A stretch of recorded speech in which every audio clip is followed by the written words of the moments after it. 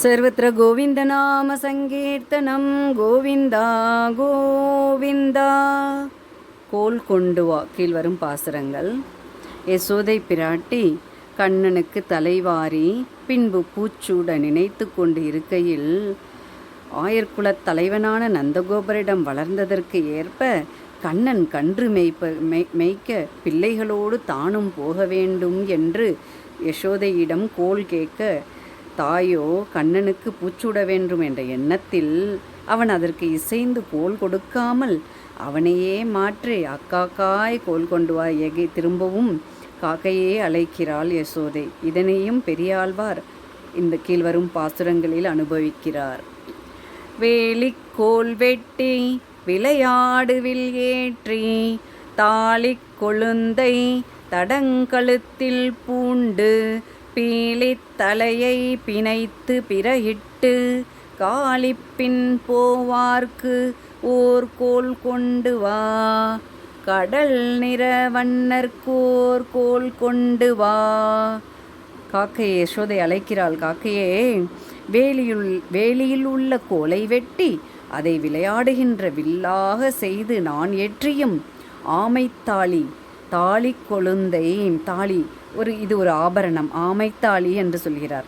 தன் கழுத்திலே அணிந்து கொண்டும் மயிலின் தோகைகளை ஒன்று சேர்த்து பீலித் தலையை பிணைத்து பிறகிட்டு மயிலின் தோகைகளை ஒன்று சேர்த்து பின்புறத்தில் கட்டிக்கொண்டும் பிணைத்து பிறகிட்டு காலிப்பின் போவார்க்கு பசுக்கூட்டங்களின் பின்னே போகின்ற இவனுக்கு ஒரு கோலை கொண்டு வா, கடல் நிற வண்ணர்க்கு ஓர் கோல் கொண்டு வா, கடல் போன்ற நிறமுடைய இவனுக்கு ஒரு கோல் கொண்டு வா என்கிறாள். கொங்கும் குடந்தையும் கோட்டியூரும் பேரும் எங்கும் திரிந்து விளையாடும் என் மகன் சங்கம் பிடிக்கும் தடக்கைக்கு தக்க நல் அங்கம் உடையதோர் கோல் கொண்டு வா, அரக்கு வலித்தது ஓர் கோல் கொண்டு வா. கொங்கும் குடந்தையும் கோட்டியூரும் பேரும் கொங்கு நாட்டிலும் திருக்குடந்தையிலும் திருக்கோட்டியூரிலும் திருப்பேரூரிலும் பேர் கோட்டியூர் திருக்கோட்டியூர் திருப்பேர் திவ்ய தேசங்கள் மற்றுமுள்ள எங்கும் திரிந்து விளையாடும் என் மகன் மற்றுமுள்ள திருப்பதிகளிலும் திரிந்து விளையாடுகின்ற என் பிள்ளையினுடைய சங்கை தரித்திருக்கும் சங்கம் பிடிக்கும் தடக்கைக்கு சங்கை தரித்திருக்கும் அவனுடைய ஆபரணங்கள் பெற்ற கைக்கு ஏற்றதான ஒரு நல்ல கோலை கொண்டு வா, அங்கம் உடையருக்கு அங்கம் உடையதோர் கோல் கொண்டு வா, நல்ல கோலை கொண்டு வா, அரக்கு வலித்தது ஓர் கோல் கொண்டு வா, அரக்கு பூசிய ஒரு கோலை கொண்டு வா என்கிறாள். கருத்திட்டு எதிர் நின்ற கஞ்சனை கொன்றான் பொறுத்திட்டு எதிர் மந்த புல்லின் வாய் கீண்டான் நெறித்த குழல்களை நீங்க முன்னோடி சிறு கன்று மெய்ப்பார்க்கோர் கோல் கொண்டு வா, தேவபிரானுக்கோர் கோல் கொண்டு வா.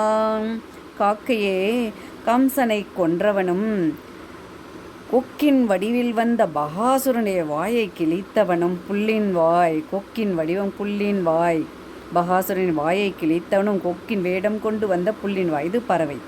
கம்சனை கொன்ற எதிர் நின்ற கஞ்சனை கொன்றவன் கம்சனை கொன்றவனும் கொக்கின் வடிவில் வந்த பகாசுரனுடைய வாயை கிழித்தவனும் நெறித்த குழல்களை நீங்க முன்னோடி ஓடுகின்ற வேகத்தால் இரண்டு பக்கமும் அலையும்படியான கூந்தலுடன் கண்ணன் ஓடுகின்ற வேகம், அவன் ஓடுகின்ற விதம், அவனுடைய இரண்டு பக்கங்களிலும் இருக்கும் கூந்தலின் அழகு, கன்றுகளுக்கு முன் சென்று மெய்ப்போனுமான இவனுக்கு ஒரு கோல் கொண்டு வா. நெறிந்த குழல்களை நீங்க முன்னோடி ஓடி ஓடி செல்லும்போது அவனுடைய கூந்தலும் அசைகின்றதாம். சிறு கன்று மெய்ப்பார்க்கு கன்றுகளுக்கு முன் சென்று மெய்ப்போனுமாகிய இவனுக்கு ஒரு கோல் கொண்டு வா, தேவர்களுக்கு உதவி செய்பவன தேவபிரானுக்கு ஓர் கோல் கொண்டு வா, தேவர்களுக்கு உதவி செய்பவனான இவனுக்கு ஓர் கோல் கொண்டு வா என்று யசோதை காக்கையை அழைக்குமாறு இந்த பாசுரங்கள் அமைந்துள்ளது. ஹரி ஓம் நம பார்வதி பதையே ஹர ஹர மகாதேவா. सर्वत्र गोविन्दनामसङ्कीर्तनं गोविन्द गोविन्द हरिः ओ